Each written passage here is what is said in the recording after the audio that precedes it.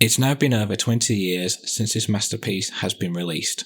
Well, 19 if you're in the West. It has sold 0.31 million in Japan, 0.54 million in America, and 0.21 million in Europe, and everywhere else 0.04 million. A grand total of 1.10 million. Heck, why do you think it has got the GameCube Player's Choice Award? Even after 20 years, the story, the music, and the gameplay is still strong as a Demon Fang and penetrating as a Sonic Thrust. This is the story of discrimination, survival, loss, finding truth and meaning, but ultimately the path of saving the world without human sacrifices. This is Tales of Symphonia.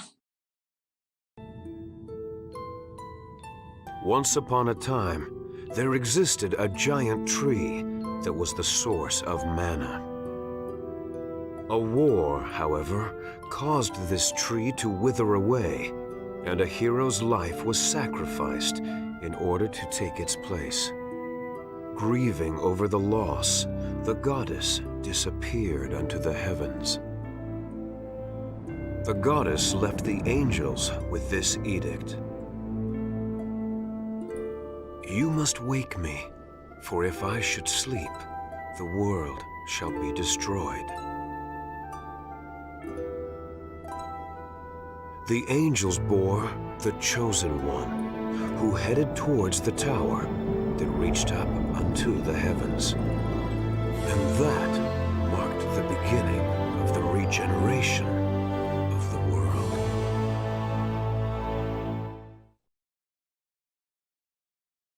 Now we are introduced to the protagonist, Lloyd Irving, a 17-year-old human boy who's not book smart or a sharp student, but has a burning passion for fighting for what's right, for helping those in need, and always there for his friends. Next we have Gina Sage, a 12-year-old half-elf who knows a lot about academia, but hates humans because of the way they treat half-elves, due to them being called inferior, and is Lloyd's best friend and can wield magic. Colette Brunel, a 16-year-old human girl who is the chosen of mana of the world of Silverant. She's caring, helps those however she can, and gives people comfort and hope to those who are lost. We lastly have Rain Sage, or Refill in Japanese, a 23-year-old half-elf professor who teaches her students at the Isadia School Village. A woman who goes crazy over everything history, archaeological and major technology, though she can be temperamental if she pushes the wrong buttons. And she loves to pimp slap, thrust kick and spank her younger brother whenever she gets the chance. Geez, where's social services when you need them? But she does care about her students and people she cherishes the most in her life, but she comes a bit later in the story. As the class go through the lesson of Mythos the hero who saved the world from the Desians and stopped the Ancient Carlin War, plus regarding what the duty of the chosen is particularly all about. It's a nice introduction to the game of what the journey will entail. Next we are thrown into a tutorial of how combat works, giving the player a taste of what to expect in this game and some experimentation. The enemies are not hard at all to defeat, but it gives a good synopsis of how to guard, jump, how to use items and also magic. It also goes into detail about enemy weaknesses, resistances to pay attention to. During your journey you have skits that gives the player more backstory interactions and sometimes on where to go if you're lost, if you have the spare time. Once you make it to the Chapel of Martel, the group finds out that the priests have been attacked by the Desians and are willing to risk their lives for the chosen. But Colette does not run. She is dedicated to her sacred role and she would do anything, even risking her own life, to accomplish it. Lloyd and Gina press on to fight the Desians, only to be hit by a roadblock with the first boss of the game they encounter, but he is too strong. This is where we get the next character that comes in, called Kratos, a mercenary, and to introduce someone who can use healing magic. Kratos decides to take on the role of guarding the chosen while she completes the trial. Lloyd wants to take on the task as well, but Kratos and Phaedra believe Lloyd will get in the way. But Colette wants Lloyd to help her face the trial, as she gets nervous without him. This will be your first dungeon that will introduce more enemies, puzzles and a sorcerer's ring for the upcoming dungeons, but it gives the player an idea of what challenges lie ahead in each dungeon you come across, being harder than the next. When we have finally completed the trials, the pilgrimage of the Chosen now begins. Colette must now travel all over Silverhunt, releasing each seal to finally become an angel and awaken the goddess Martel, so that the world can be saved. But unfortunately, reality is a cruel mistress. Throughout the journey, the characters will finally understand that the world is not what they think it is to be. We get our first pain of loss in the story, when the village of Isalia was attacked by the Desians from the Isalia human ranch, because of Lloyd and Genus attacking their guards in order to save Genus' friend, Marble. The two characters get a double blow to find out that the monster they defeated was the same person that they were trying to save. But not only that, the entire village gives them a mask-off gaslight moment. What have you done? Look what happened to our village. It's all your fault.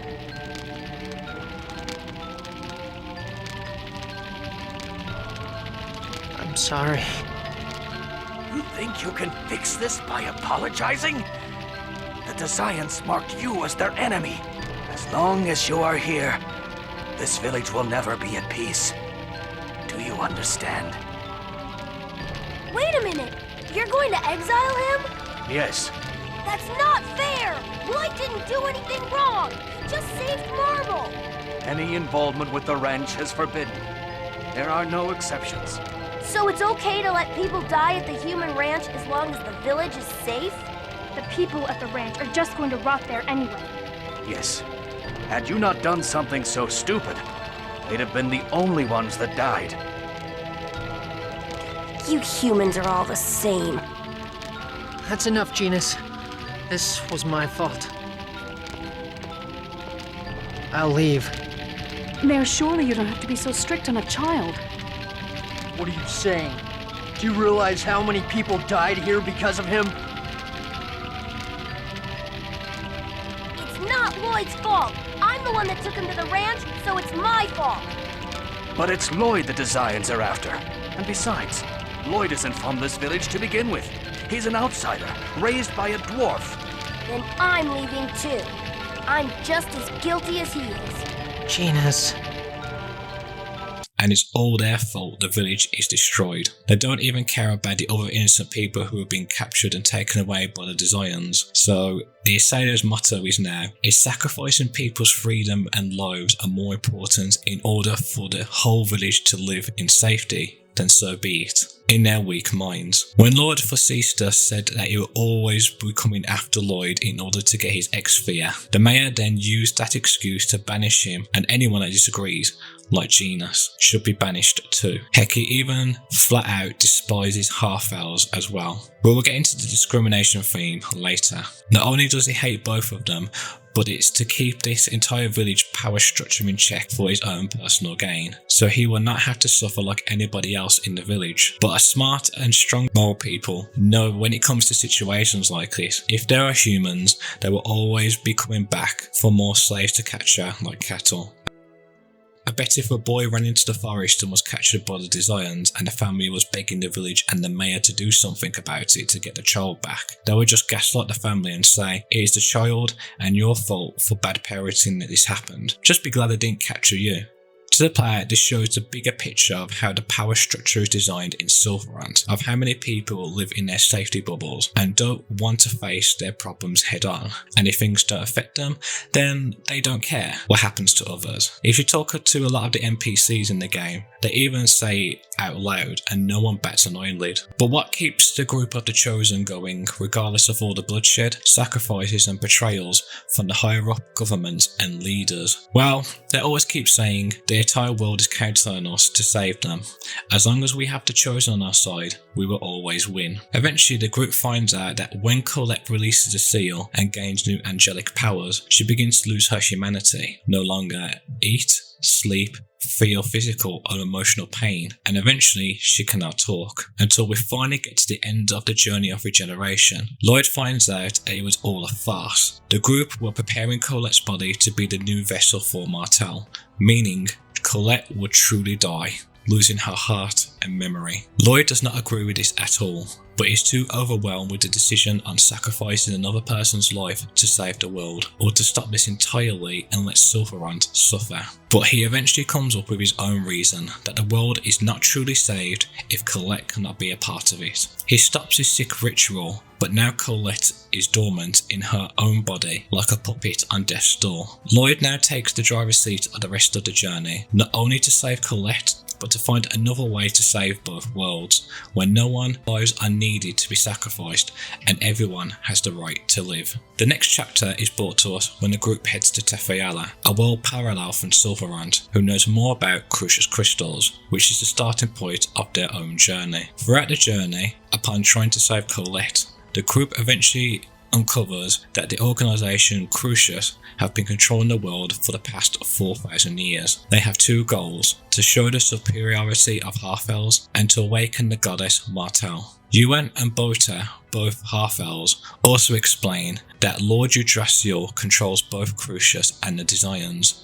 Crucius is worshipped by the Church of Martel out in the open, and they control the Desians behind the scenes. The Church is only an instrument to be used to control both worlds and everything around it. The angels are not gods at all. They're nothing more than half-elves who have evolved with special X-spheres known as Crucius crystals. Rain even explains further as she realises that the bloodlines of the Chosen have been manipulated ever since to create the vessel of Martel, using oracles from their manner lineage. Not only that, Lord Yggdrasil is the one that created the two worlds in the first place. There are four figures that control the organisation: Yuan, Kratos, Martel, and Lord Yggdrasil himself. But later in the game, the group finds out there is more than meets the eye with the four Seraphim.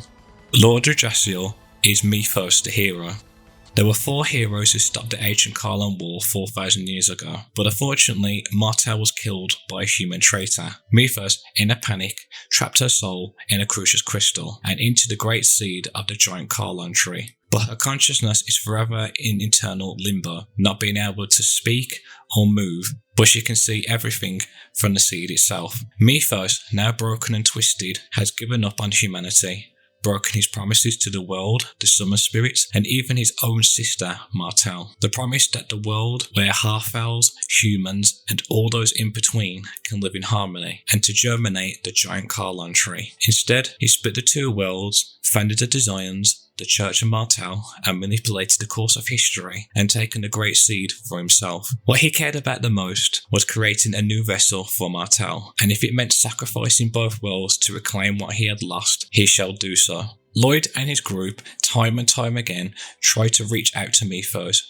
and to stop the age of lifeless beings, return the great seed to them so they can reunite the two worlds, and no one has to suffer any longer. But Mythos has gone down his path for over 4,000 years. He thought he was so far gone that this was the only path that he could follow. Anyone that was in the way or rejected his ideals had to be destroyed. He didn't even care if Martel said no to his ideals, and his only copium is saying his sister would never reject him, even if it came through her own mouth. But Mythos is so obsessed with his totalitarian dream, he didn't see that his full shadow self was on full display, unlike his companions did. They have completely abandoned him. His sister, who he worked so hard to bring back, even truly dies so that Colette can live. Mythos was truly alone, and he himself knew this would happen. When Mythos is finally defeated by Lloyd's party, what's even more sad is Mythos still would make the same choices all over again, showing he doesn't want to move on and let go of the past. With the Eternal Sword in hand, Lloyd commands the Eternal Sword to reunite the two worlds, then revive the giant Karlan tree. With Tabitha as its new vessel as the guardian of the giant tree, the new world is regenerated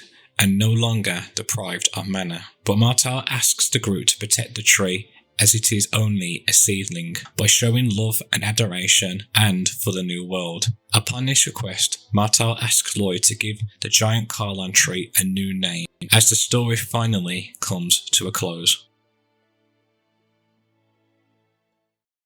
Since Namco was going to make its first major Tales game to have a worldwide release, they had to create a story that was relatable to the entire world. It was no surprise that when people played and finished the game, it had the same themes from other major best-selling titles at the time, like Final Fantasy VII for its Survivors trio, and Final Fantasy X for its themes of high religious sectors controlling the world and themes of discrimination.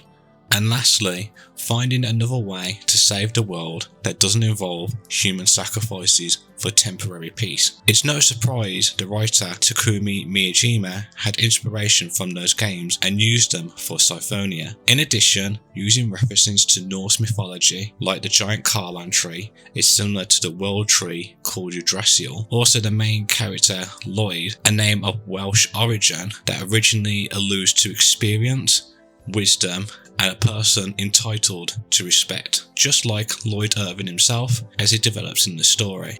Fitting how Mythos Yggdrasil, like the world tree, using his deep connected roots to control both worlds behind the scenes, and is connected to the main cast in their own struggles. Now then, let's talk about the party and the minor characters in depth, starting with the Silverhand side. Lloyd Irving, the idealist. I want a world where everyone can have a normal life. I'm tired of people having to become sacrifices. I'm tired of discrimination. I'm tired of people becoming victims. I'm tired of it all. I'm not Mythos. I want to save the two worlds my way with the help of my friends. You stupid jerk! You can die anytime! But when you die, that's the end. You want him to live in eternal damnation? Who said anything like that? What will you accomplish by dying? Nothing. There is no meaning in dying. Exactly. I'm not gonna give up. From the moment they are born, everyone has the right to live. I want to reclaim that. Humans, elves, half-elves, dwarves, and even summoned spirits. Everyone has a right to life.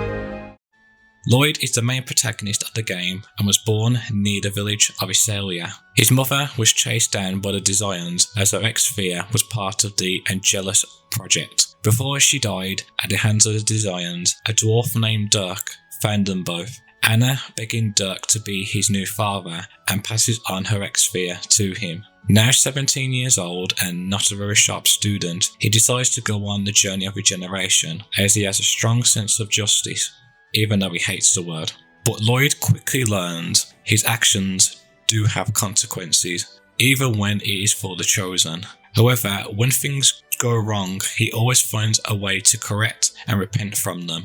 Eventually, Lloyd learns from Kratos to stop clinging to the chosen and fight with his own strengths and ideals, which eventually develops into the ideal of the world without sacrifices. When he eventually goes to Tafiala, this is when Lloyd shows his true leadership amongst the group, and even many others who meet him proclaim he is just like Mythos the hero. But Lloyd wants to do things for his own reasons, based on logic and skill in his decision making. Though he lacks some knowledge, other members in the party can help him out. Eventually, Lloyd finds out that not only Kratos is his true father, but as a companion of Mythos as well. Although Kratos has betrayed the group, eventually Lloyd forgives Kratos by saying, I've defeated Kratos the angel, the one who betrayed us. And I forgive Kratos, the hero of the ancient war, who helped us.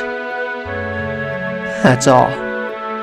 Even Kratos compares him to his lost friend Mythos, except Lloyd sees and corrects his mistakes. With the help of his friends, the sacrifices and wishes for the people who have fallen prey to Crucius and the Desians, Lloyd was able to create the world that everyone wished for. With this new reason of living, Lloyd was the true idealist, as he relied on the strength of everyone and finally restoring the world to its former glory. He didn't rely on himself or find an easy way out. He kept looking for an answer through truth and logic, not by pure emotion or make-believe. Many times he could have given up and allowed Colette and many others to be sacrificed, but in the end, with his friends, he made the impossible possible. Gina Sage, the half-elf prodigy. Ha ha! You got rejected! He's right, Mythos. It's the weakness of people's hearts that causes discrimination. And I like you, Lloyd. And I like everyone we traveled with. Because I think they all like me. You're an idiot. You're deluding yourself. I'm the same. Just like those that hate half-elves, I get mad at humans and elves just for being who they are. That's just going to make them hate me more. My heart was weak too. A 12-year-old boy who is Lloyd's best friend and younger brother of Rain Sage. He was born in Heimdall in the world of Tafiala. He was only just a baby when his family had to travel around to avoid the soldiers that were tracking them down. But their mother had no choice but to send him and Rain to the otherworldly gate and abandon them there. Using the gate, Rain and himself were transported to Silverrand and started a new life in Isalia on their own, but lied by saying they are pure-blooded elves, so they are accepted due to mass prejudice against them. He is a prodigy at academics and magic for a very young age, and can be considered mature. He looks up to Lloyd as he considers him bold and strong. He made a friend in the Isalia ranch called Marble, who she herself considered him as a grandson to her. But of course, this breaks the treaty with the village. But in the event of the attack on Isalia, and after finding out the monster they have killed was Marble, Genus sees the people of the village for what they really are, when they wanted to banish Lloyd and him for standing up for Lloyd. He later remarks, "You humans are all the same," showing his inner hatred towards humans. Throughout the journey, Genus turns his hatred towards humans into motivation, showing that half-elves are just as worthy as humans and elves. In Tafiala, with the events of Kate and her father, the Pope, trying to put banishment and death laws for half-elves, Genus musters up the courage and asks why would he do these things, even as to go as far as to have his own daughter Kate, a half-elf, killed. He finally confesses when he was young he used to hate the persecution of half-elves, but ever since he brought Kate into the world he was terrified of her due to her slow aging process and high academic power, and that half-elves can use powerful magic. He saw her as nothing more than a threat that needed to be cleansed, and that goes for the other half-elves. This is where Genus finally understands where the roots of prejudice comes from and how weak-hearted people can be. He now understands why Kate did horrible experiments on Presea and how Kate was manipulated by her own father, because she wanted to be loved and was happy when the Pope needed her. Even if Daddy's love and having freedom was an illusion, but for Kate, it didn't matter. She wanted nothing more than Dad's approval. When Genus befriends Mythos, another half-elf friend, he is heartbroken when he finds out Mythos is Lord Yggdrasil, and Mythos, the hero, all in one. He was nearly tempted to become part of Crucius, as today proclaimed he can make everyone the same race in Mythos' new world of lifeless beings. No more discrimination, but thanks to his true friend Lloyd reminding him that the X-spheres and Crucius crystals come from human lives, that it's the weakness of people's hearts that is the roots of discrimination, and not giving up on the world, Genus learns that in order to change the world, you must do it yourself. It's not enough to merely rely on someone else and go along with their ideals. With this new reason, Genus decides in the new world, where humans, elves and all those in between can live in harmony, he will forgive the world itself, let go of hatred and finally move on, making the world easier for half-elves, along with his sister, Rain. Colette Burnell, the ill-fated chosen. My opinion may not matter much because I don't use an X-sphere. But I believe the Desians will defeat us if we throw away our X-spheres now. And if that happens, more people will lose their lives to these stones. I don't want that to happen. I don't want this journey to be meaningless. Couldn't possibly be my dad. Lloyd, don't lose sight of who you are. No matter who your parents are, no matter your background, you're still you. I'm me? You're the one who told me that no matter what I look like, even if I become an angel, I'm still me. And don't forget, Grotto saved you. And for myself too. I don't want anyone else to make the same mistake I did. No one should have to think that he has to sacrifice his own life. Is the female lead and the chosen of Sylvarant, a being destined to regenerate the world by ascending the Tower of Salvation as an angel, thereby saving her world, Sylvarant. When she was born, there was a crucius crystal, an evolved kind of X-sphere in her hand, signifying her as the chosen of regeneration. Her fourth adoptive father and grandmother, Frank Brunel and Phaedra Brunel, respectively raised her in the village as her family. She was brought up with the knowledge that she would need to die in order to save the world, causing her to gain a truly selfless nature. Although she hid this fact from her closest friends, as the party moves from one seal to the next, Colette begins to gain more angelic powers, including angel wings, enhanced sight, and improved hearing. However, she's also losing the things that makes her human, like the ability to taste food, sleep, feel physical emotional pain, and even speaking. She tries to hide this from the party, especially Lloyd, but when she loses the ability to feel, Lloyd tricks her into revealing the truth about her condition, and he goes on to tell the rest of the party eventually. They reach the Tower of Salvation, where Colette is forced to make the final sacrifice. Colette reveals to Lloyd through some non-oral communication that she somehow knew what was going on, and thanks Lloyd for being her friend before sacrificing her heart and memory and becoming unresponsive to the rest of the group. After the group battles Romeo, Krytos arrives and reveals that Crucius' plan is to transfer Martel's consciousness into Colette's body. However, she is taken by the renegades. Lloyd and the party are later forced to flee to the parallel world of Tafiala, taking the soulless Colette with them in hopes of curing her. Colette regains her senses after Lloyd carves a key crest into her late birthday necklace. Colette has been hit with a rare angelic disease that happens 1 in 1 million people, chronic angelus crystallis asphyxia. Geez, try saying that all in one take. Which causes her body to slowly and painfully crystallize. Colette finds this out between her reawakening and her first visit to Azette. But just like her transformation into an angel, she decides to keep it to herself, both out of embarrassment and an unwillingness to make her friends worry. Colette's disease is introduced gradually after she jumps in the way of one of Forcesta's shots. A part of her arm is exposed, revealing she has begun to crystallize. As the party finds a cure and gather the ingredients needed, she is finally restored from her disease. As Colette is captured in the Tower of Salvation after Zelos betrays the group and is brought to the Great Sea Chamber, where Mythos and Pronema proceed to merge Martel with Colette's body. Although Lloyd and his once fought dead friends come to help her, it is too late, as Martel has taken over Colette's body. Martel uses Colette's body to condemn Mythos' actions and urge him to stop what he is doing. And when Zelos arrives to place a key crest on Colette's crucius crystal, causing Martel's unconsciousness to leave her, Colette reveals that Martel subconsciously begged her to stop Mythos and put an end to the suffering that he has caused. In a skit after the group leaves, it is revealed that Colette was able to understand Martel's feelings while she was possessed.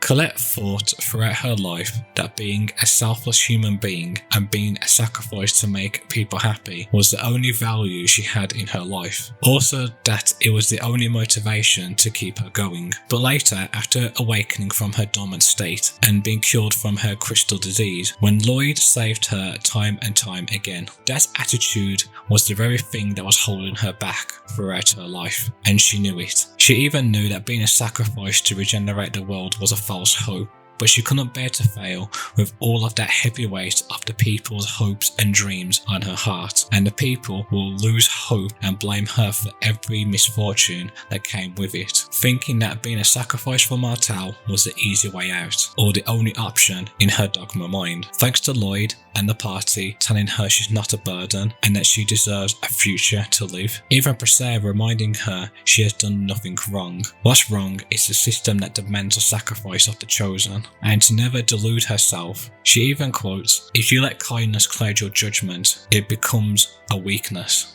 With her new reason, she will not repeat the same mistakes. She is no longer shackled to the fate of the chosen. She will no longer throw her life away just for others to be happy. She will treasure her life and future, always reminding herself she has the right to live. No one else decides her future but herself.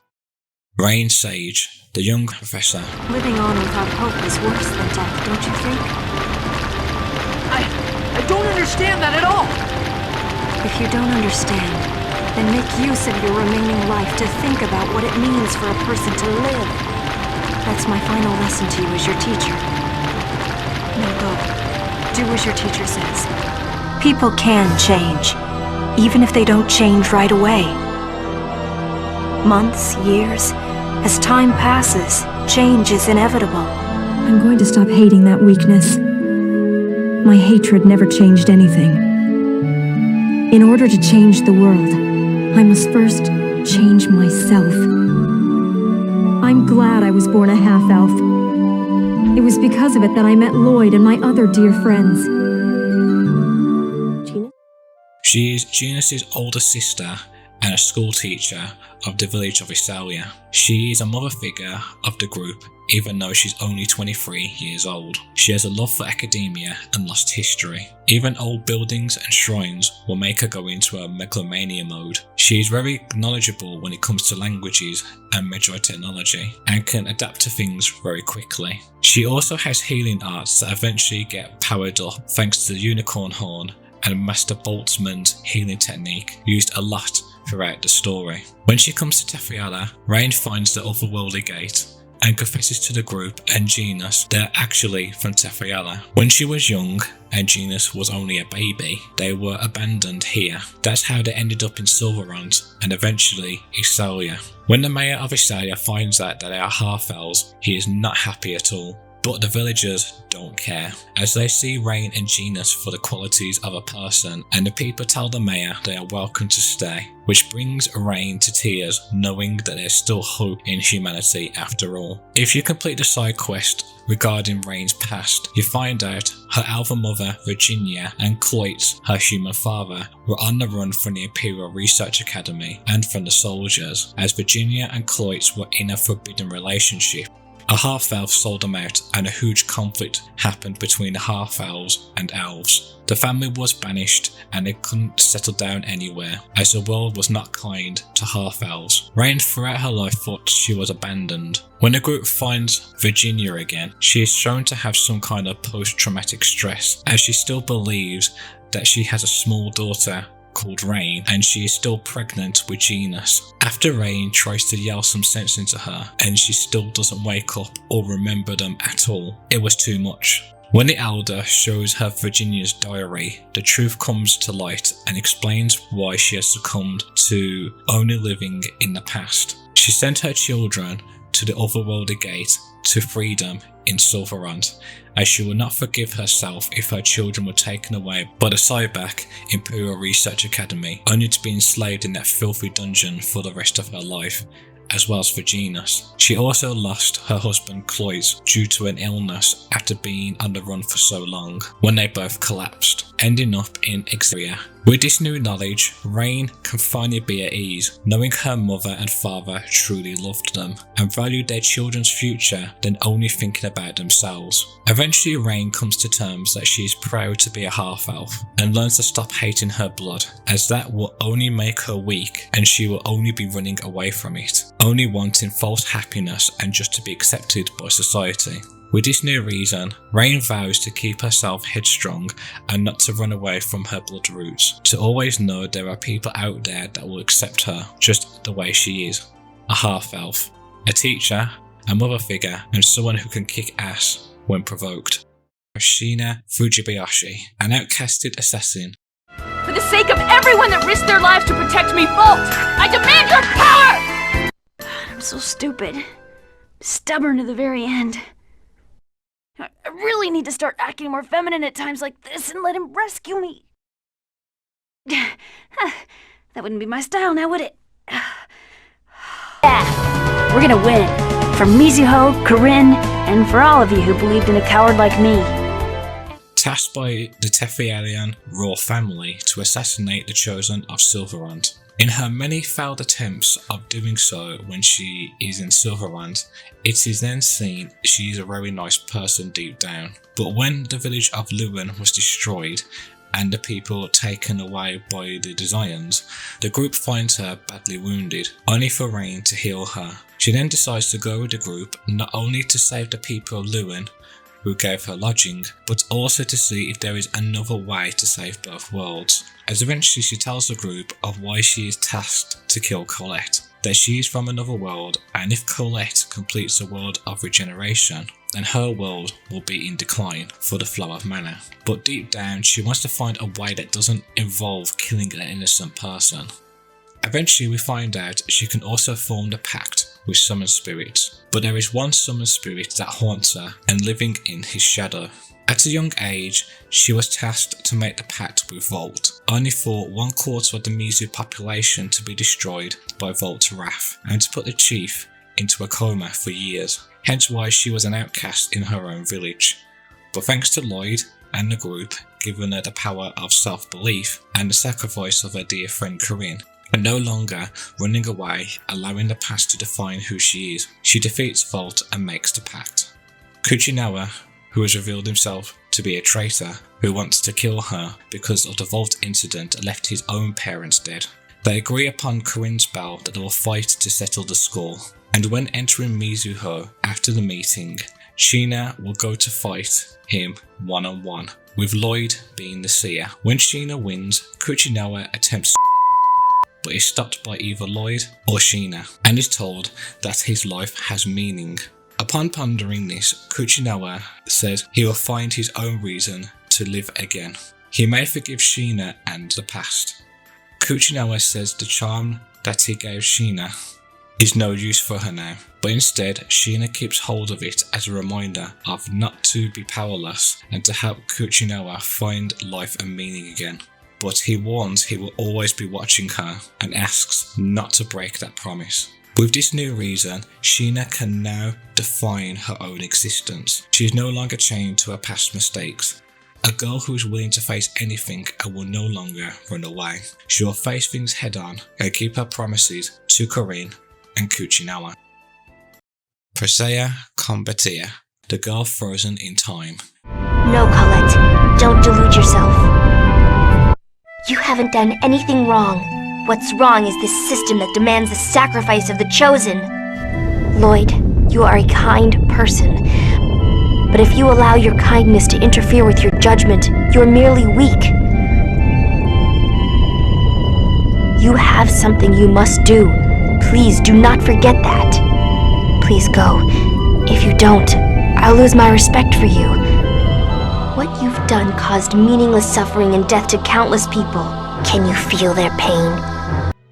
Presea lives in the village of Ozette as a woodcutter. When she was young, her older sister, Alicia, went to work for a noble in Altamira. But since her father was far too ill to work as a lumberjack, she always wanted to wield an axe in her father's place. So she agreed to go under an experiment with an X-sphere, which allowed her to have increased strength by creating a crucius crystal in the host's body in return. But this experiment was nothing more than taking one's humanity away from them, not allowing them to grow or adapt in the world. The sphere halted Presea's physical body growth and suppressed her emotions, hence why she looks 12 years of age, but really she's 28. Presea was so out of touch, she grew into a routine and did not notice when her father died. As a result, she did not bury him, instead leaving his corpse in his former bed.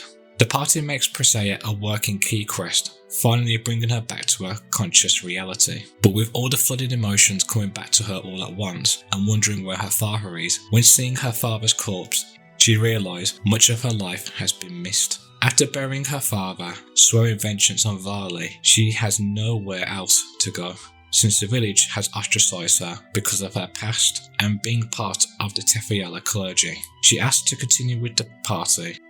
Upon this journey, she finds out that her sister has fallen victim to the Angelus project, just like her, and turned into a monster, and that the one who killed her was her master.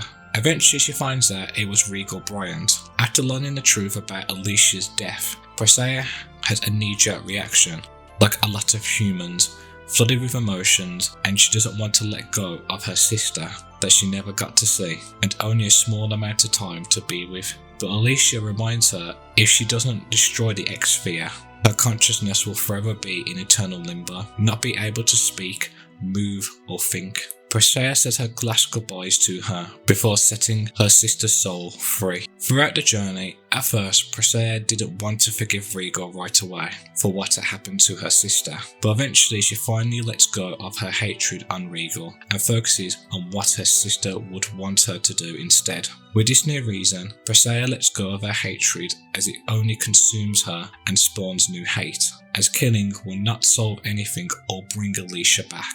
She learns what it means to live and finally live the life she deserves that has been taken away from her 16 years ago. Zelos Wilder, the womanizer and comic relief. Now, settle down. Are you upset, my little angel?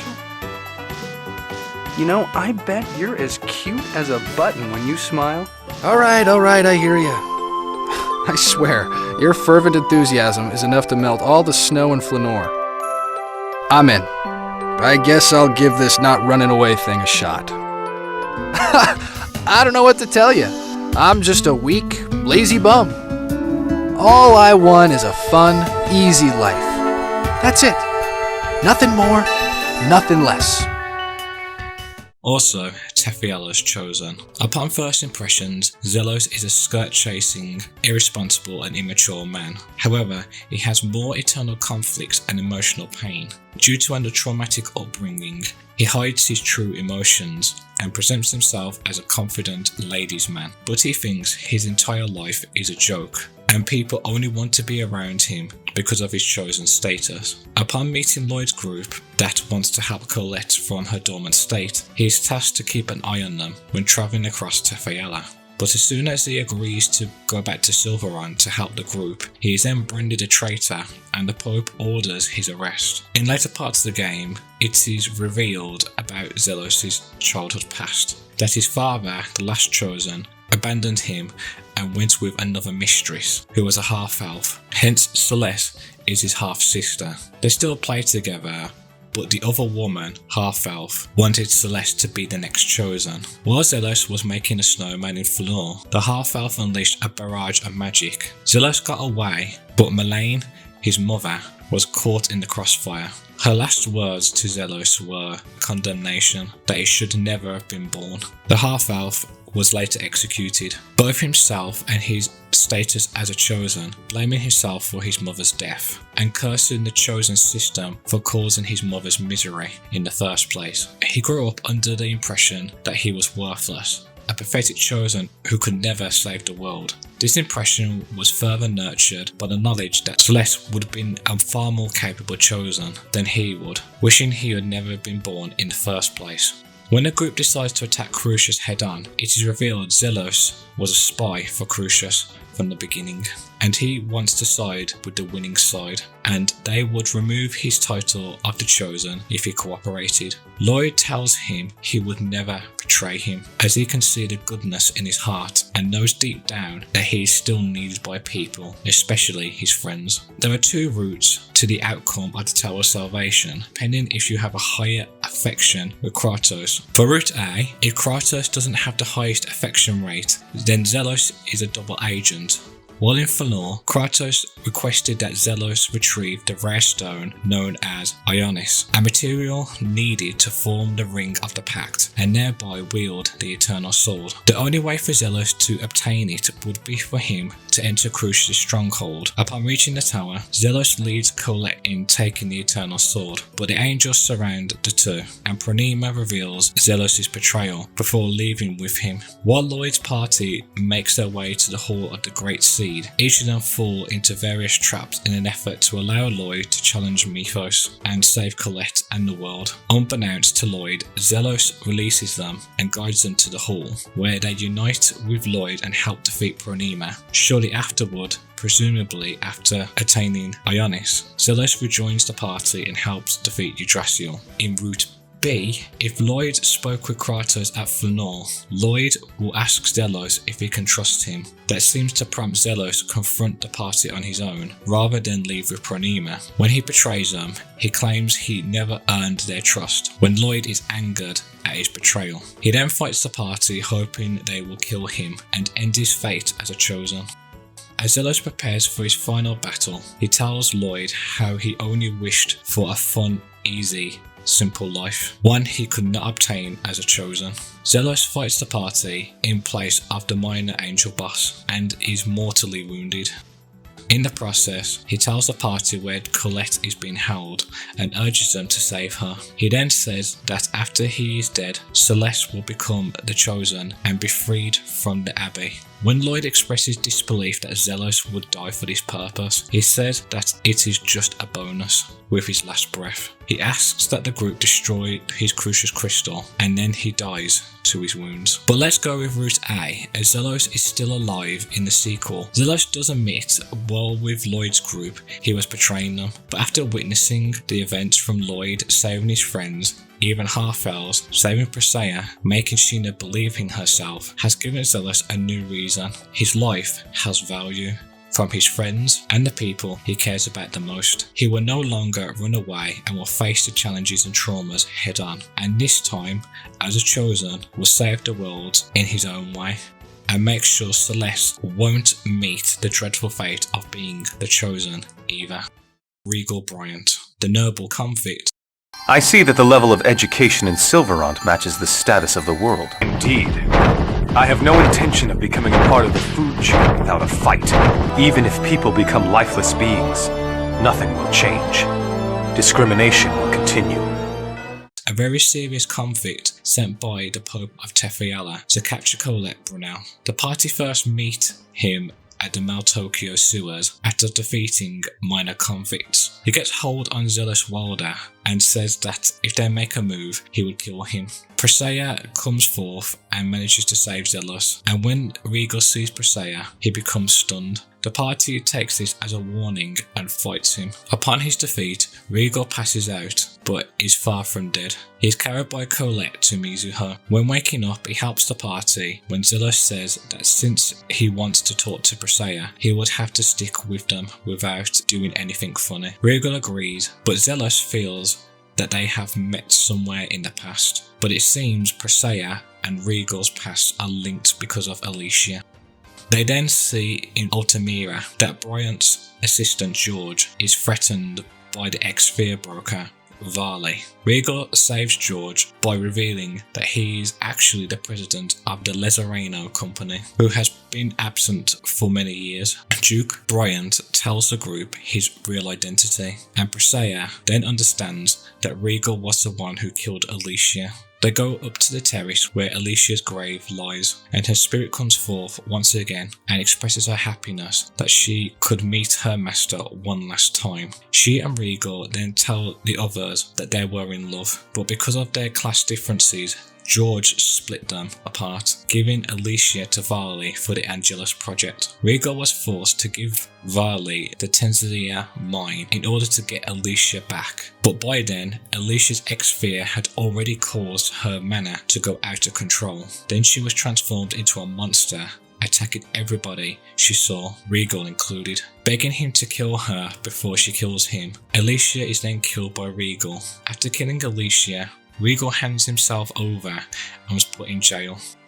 However, the Pope promises him that if he can catch a Colette and bring her to him, the Pope will arrest Varley. This is the reason behind his attacks on the group before joining them. Alicia tells Regal he shouldn't be punishing himself and he no longer needs those shackles and to go on and live.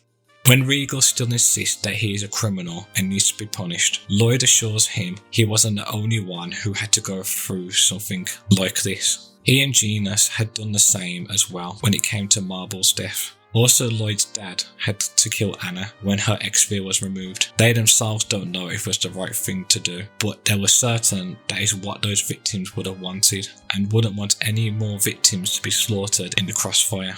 With this new reason, Regal then promises he will use his hands as tools of rebuilding than tools of death. He won't let go of his shackles until every X-sphere has been retrieved. Upon saying his last goodbye to his fiancée, his conscience is now clear and can let go of the past, and he's departed and no longer punish himself. Now, let's talk about the four Seraphim, the leaders of Crucius and the ones who made this twisted world in the first place. Martel, a half-elf. Nothing much is mentioned in her story other than being Mythos' big sister. She is one of the four that travelled with Mythos, making a world where humans, elves and all those in between can live in harmony, and to stop the Kharlan War. Upon nearly achieving that goal, she was killed by a human traitor, and in a panic, Mythos put her soul into a Crucius crystal and fused her with the Great Seed to preserve her life. When Mythos resurrects her in Colette's body, she condemns her brother's actions, asking him has he forgotten what the mission was. Upon saying goodbye to him and begs him to put this twisted world back to the way it should as her final wish. What we can clearly see in Martel, she is like a mother figure to Mythos, just like Rain and Genis' relationship, which explains why Mythos cannot let her go. Next is Ewan Carfei, another half-elf, who went on the same journey with Mythos. He is also Martel's fiancé. Upon Martel's death, Ewan was on board at first with reviving his beloved by being one of the leaders of Crucius, but later realised how twisted Mythos' plans really were. He is then reminded his fiancé's wishes, saying to end discrimination for all races, not only for half-elves. He should know better and condemn this evil to begin with, so he becomes a double agent and makes his own organisation, the Renegades, to stop Crucius and the Design's plans. Kratos Oran. Since Kratos was a human who lived on Tafiala, he had no elven blood in his veins, unlike Mythos and Ewan. He was forced to ingest a magical rock called Ionis, which allowed him to cast magic and use magical weapons. Just like Ewan, Kratos was not on board with Mythos' twisted plans for the age of lifeless beings. Kratos descended upon Sylvarant. He then met a human woman named Anna Irving, a research subject in the Angelus project. The two fell in love. Kratos soon realised that there had to be a better way to reunite the two worlds, and so he began to search for a way for a human to wield the Eternal Sword, the omnipotent weapon that Mythos had used to split the worlds. The couple was forever pursued by Crucius and soon had a child called Lloyd. Eventually, the Design Grand Cardinal Kavar caught them, at which point Anna's X-sphere was removed. This caused her to become a mindless monster. She attacked the infant Lloyd, who was only saved when their pet, Noish, interfered. These events caused Anna to temporarily regain her old self. She begged Kratos to kill her. He could not bring himself to do it. Anna soon lost control again. She once again turned on Lloyd, and with Noish too injured to help, Kratos killed her in desperation to save his son. Kavar then attacked, causing Lloyd, Noish and Anna to tumble down a cliff near the Isalia human ranch. Kratos managed to defeat Kavar's men and then descended down the cliff, only to find ravaged Design corpses. Believing his family to be dead, Kratos lost meaning in his life. He soon returned to Crucius, where he aided Mythos, believing the half-elf would reunite the two worlds after Martel was revived. When the Crucius crystal kept in the Isalia Martel temple shined, Mythos sent Kratos to watch over Colette and make sure she does not stray off from the journey of regeneration. When he sees Anna's grave where Dirk's house is, and Lloyd saying it's his mother, that's when Kratos realises Lloyd is his son.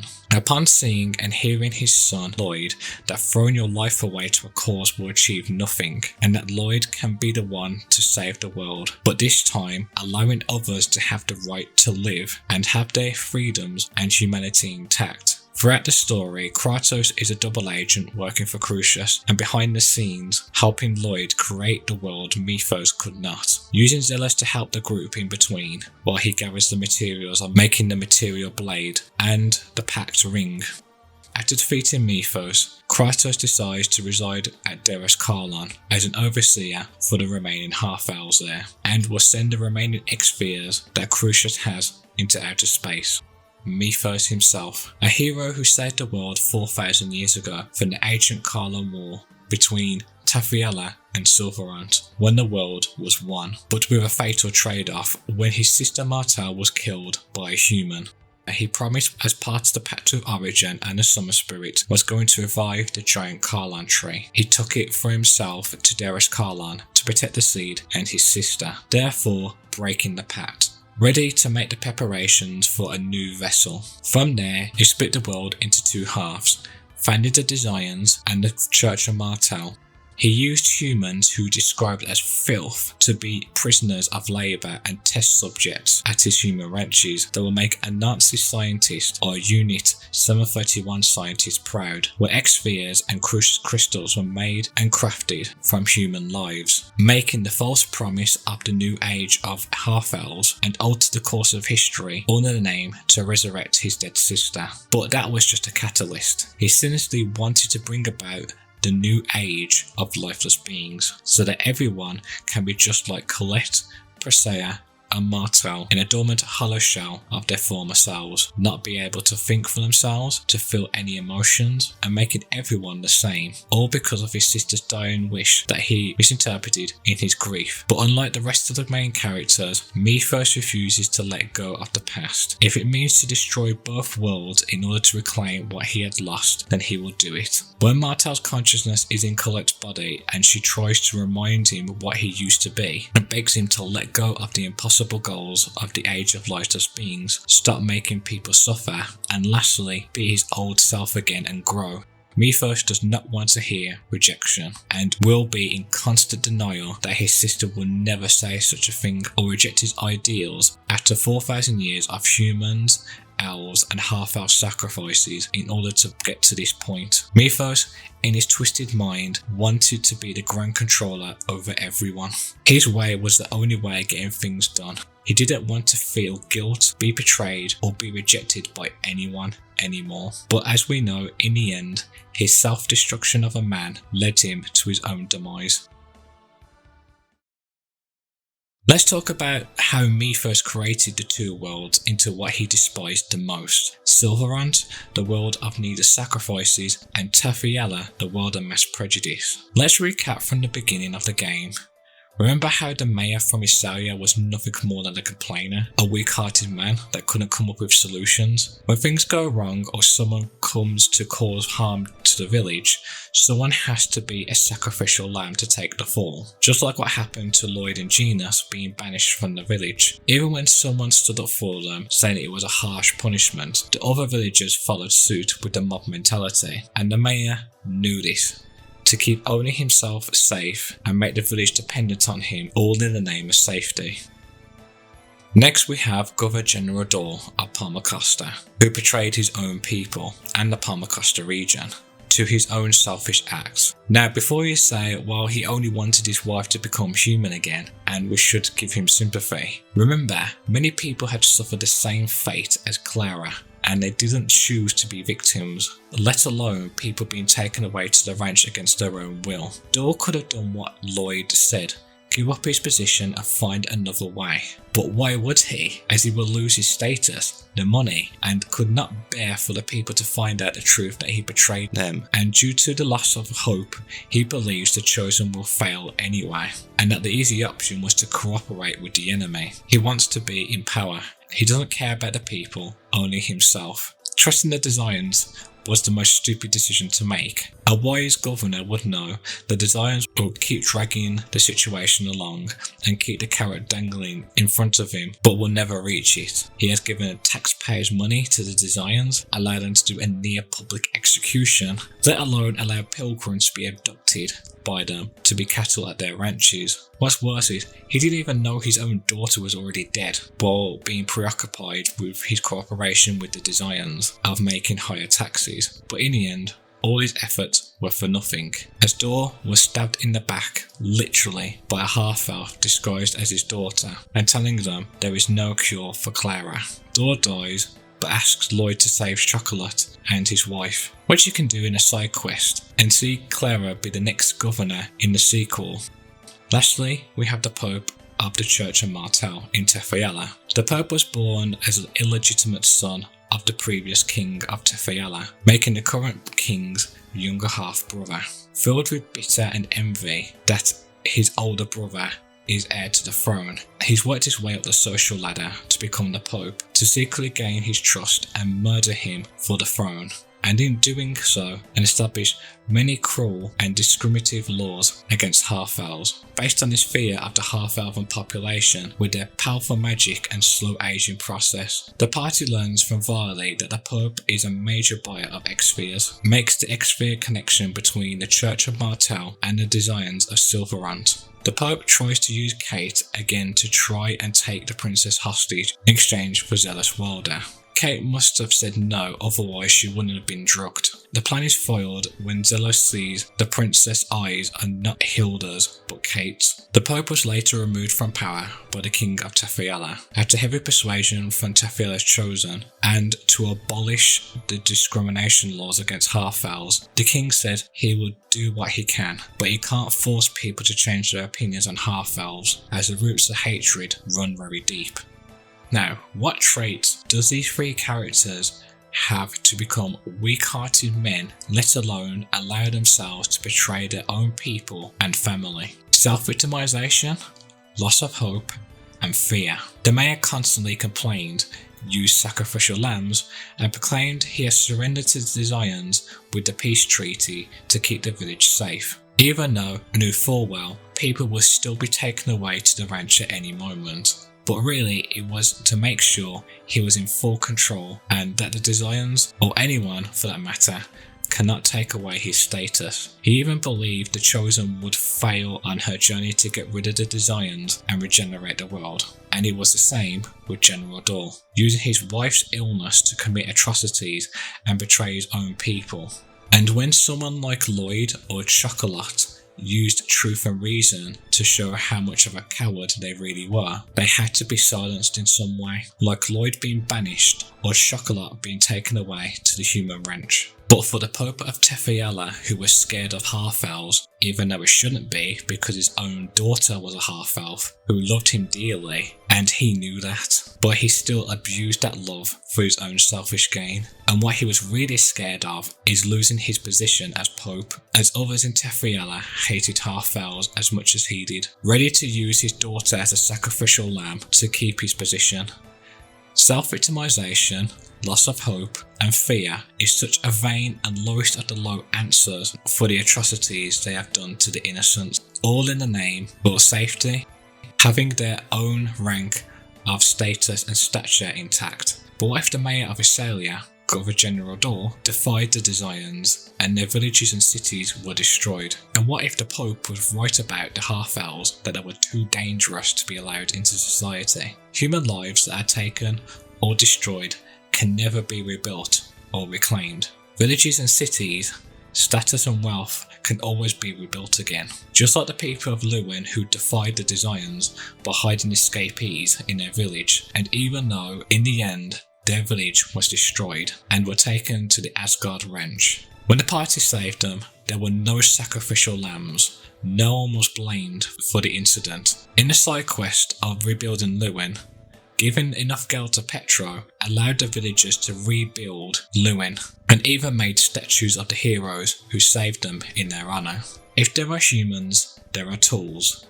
Tools can rebuild society in hands of people who have hope, but it can always destroy in idle hands. But for the Pope, who is he to judge that every single half-elf on Tefiella was too dangerous and will ruin society, as anyone who is alive is capable of doing the same. But once these leaders were on this selfish path, they believed they were so far gone that this was the only path in front of them to choose. Methos, who was the puppeteer behind the strings, manifested those dangerous traits into the leaders of both worlds. But of course, Methos' grand master plan of the Age of Lifeless Beings is far more sinister than a Desian peace treaty or half-elf discrimination laws. He is trying to make a world where freedom is abolished, taking away people's humanity, emotions, feelings, and not allowing anyone to be thinking for themselves, turning them into nothing but puppets ready to take orders or cogs to keep the haphazard engine running, so no one can rebel, disagree, or be a free thinker.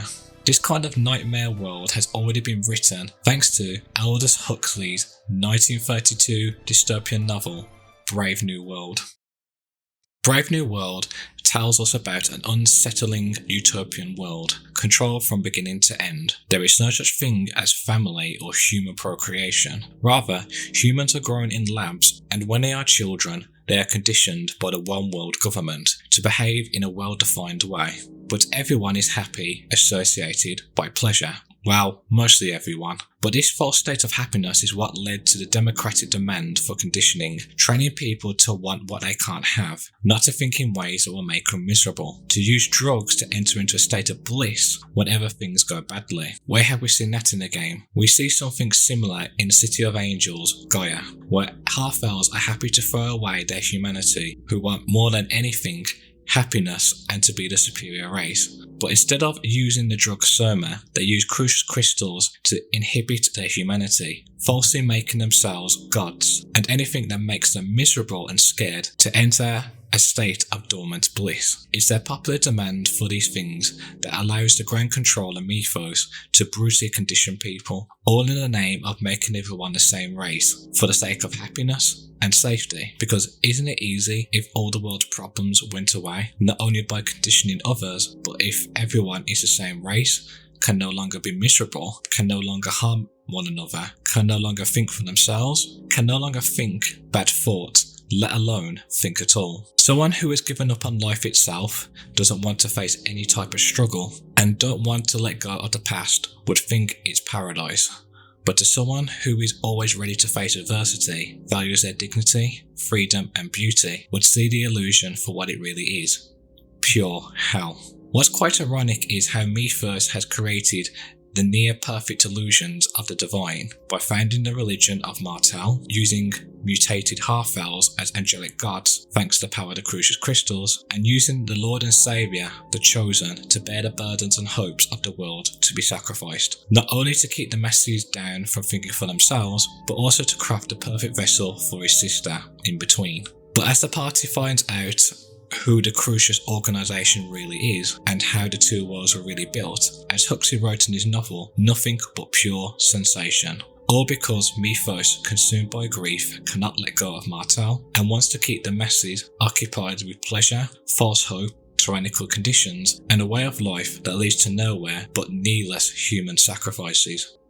Actual happiness always looks pretty squalid in comparison with over-comprehensions for misery.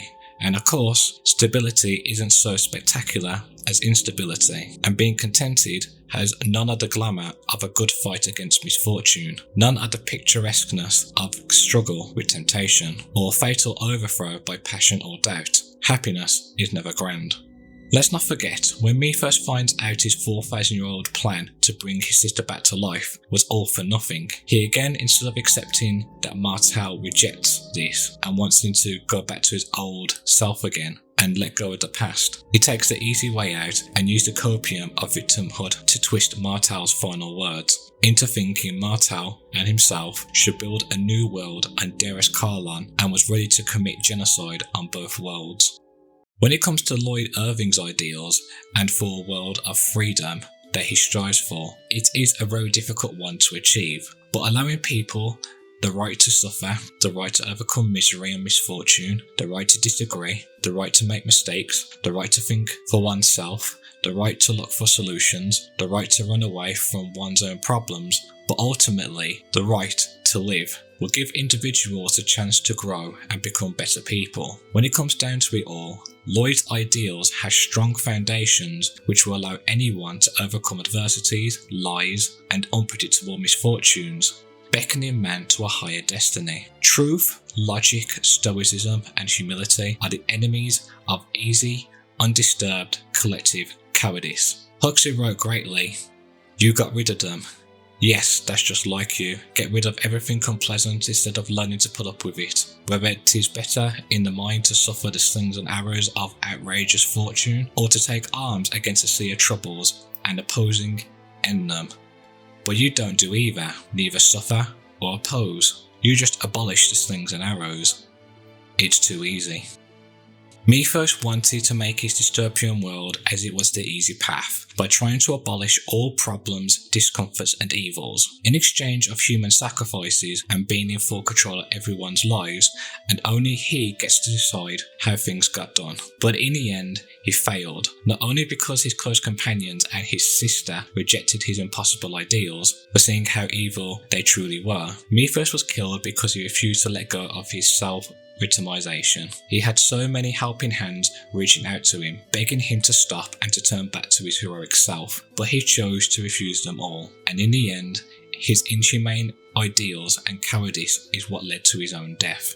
The proper response to troubles and evils, while trying to maintain one's own freedom, just like Lloyd and his friends, is when we face whatever is bad, we don't go running away begging the corrupt controllers to take the pain away or sacrificing our liberties for a quieter life, but to face them ourselves, and by opposing, end them. Pray not for easy lives, pray to be stronger men. Tales of Symphonia is a game that does present the challenges to us of what happens when good men do nothing, when we continuously allow ourselves to be victims, not letting go or running away from the past, rather than to face and learn from the dire experiences head on. When we look deep within ourselves, I think we can all relate to Mythos in some way, just like the rest of the cast who are connected to him. Being in a world where no one wants you. Being shackled to your religious cult or your fate the moment you were born. Being an outcast or ostracized from communities for your mistakes or beliefs. Being frozen in time, or in our real world cases, losing your childhood and adolescence. Losing someone important to you. Trying to better the world. Takumi Miyajima has done a great job in telling a story of what it means to be human, and the common themes of evil prevails when good men do nothing, accepting that happiness is never grand. Being a victim doesn't make one virtuous. Being a survivor makes one strive forwards and never look back. After playing this game again after so many years, even though it can be cliche at times, reminds me of the dangers of being a victim. But in all, if you are living and breathing on this earth, you yourself can always overcome those challenges if you value your humanity, freedom and morals, as we don't want to end up being another Mythos Yggdrasil, a broken man-child. Thank you for watching till the very end, and I hope you enjoyed this synopsis. But what do you think? Is there anything I have missed? What does this game mean to you? Type in the comments section and tell me. If you haven't subscribed yet, click on it now, as I pump out more content on analysing themes in video games and nerd culture. This is Prisoner 1313 signing out.